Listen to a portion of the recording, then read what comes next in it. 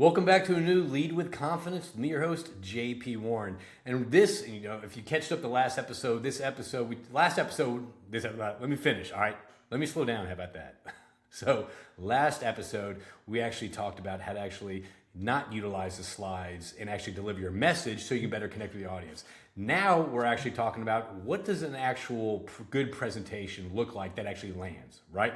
I've seen this. If you're opening up your presentation in front of a room full of audience and you're starting off with, my name is this, we do this, we're in these locations, you've already lost 95% of the audience. All right, think about that. Think about the last industry conference you went to and you're sitting there in the audience and someone opens up their slide and they're spending 10 to 15 minutes explaining their history, their story, their features, what they do, what they can do.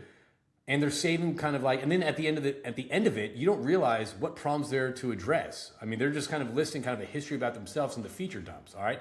So let's kind of talk about this real quick. So in reality, the problem is 95% of presentations start off with, this is who I am, this is what we do, this is the features we have, and that. You do that, you're going to disconnect your audience. You're going to lose your audience. They're going to be checking their phones or answering emails in their head, all right, waiting for the presentation to end. All right, we don't want that. All right.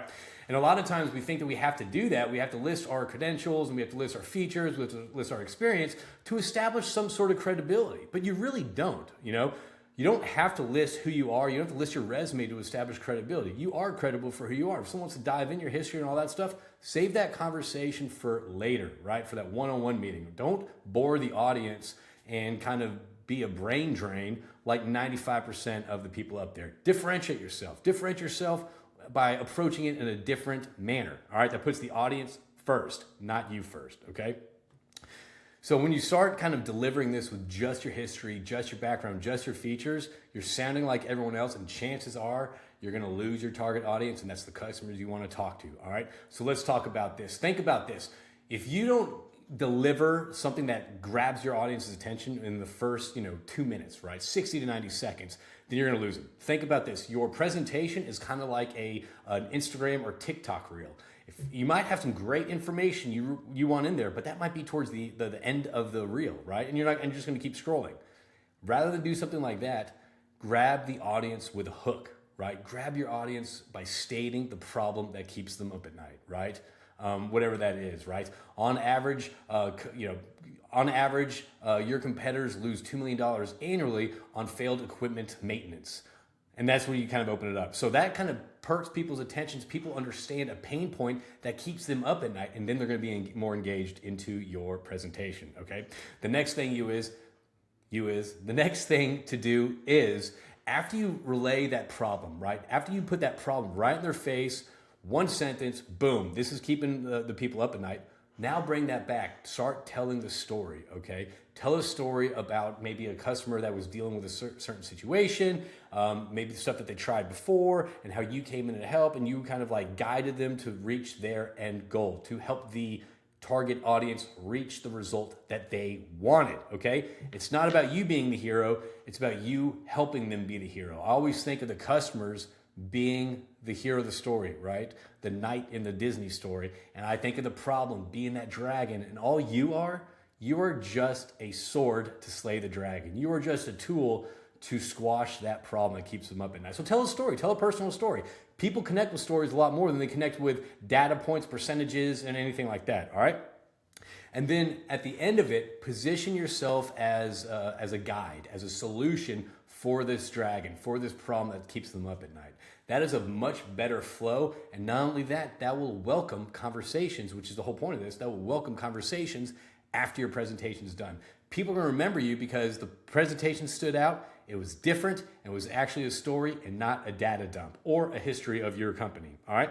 So the next time you present, I want you to do this. Write down your opening and just practice it a couple times. And if you're not feeling it, just keep maybe ask a couple people, hey, what opening works better between these three? Just start practicing your opening. Start practicing your opening so you're delivering it, again, with that 38% of how we communicate, your pitch, your tone, your cadence, your pause, and use your body language. That's 55% how we communicate.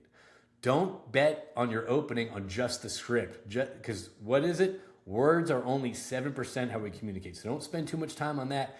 Do it with do it with your body language and deliver it in a way. Just try it out, okay? So start off with the problem first and start delivering that. And I would say this, those slides that have founded in this location here, these are our features. Move those towards the end or to the appendix, all right? No one really cares. I hate being that way, but no one cares, okay? Chances are, you're thinking, oh, that's not true. I care about that. Well, then next time you're at an industry conference, sit through an afternoon of presentations and tell me what you think if that's still the case, all right? The third thing is, I would say is whenever you are building your presentation, think about that one message you want your target audience to stick with, right? What's that one message you're trying to get across? And honestly, you don't want to overcomplicate it. Oftentimes, as business owners, as founders, as salespeople, you stay in the weeds in that your little echo chamber of what your company does, right? What it does daily. Now, a lot of people don't know that, right? So don't get lost in the technical terms and dive down that road. Rather than that, tell a story, right? Bring it up where people want to engage. Don't have people use too much brain capacity to digest your message, okay? And so I guess it's not even a challenge. I guess it's guidance. Your company's history belongs on your website. It does not belong in a presentation you're about to deliver in front of a room full of your peers, okay? So tell a story, get out there, and honestly, have fun with it. Even if you don't nail it perfectly first time, excuse me, I can guarantee you it's gonna be a lot more effective, even if you didn't nail it, better than the one where you're listening to your history, your feature, and you're just kind of talking about data in a very monotone voice, and that's it. Tell a story. Stories sell. All right? So get out there. Thanks for tuning in for Lead with Confidence. And you know someone about to give a presentation, share this with them. And if you are enjoying this, please like, share, review, all that fun stuff. I mean, it's just something that keeps me motivated to keep on doing this and help everyone out there. So thank y'all, and we'll see y'all soon on Lead with Confidence.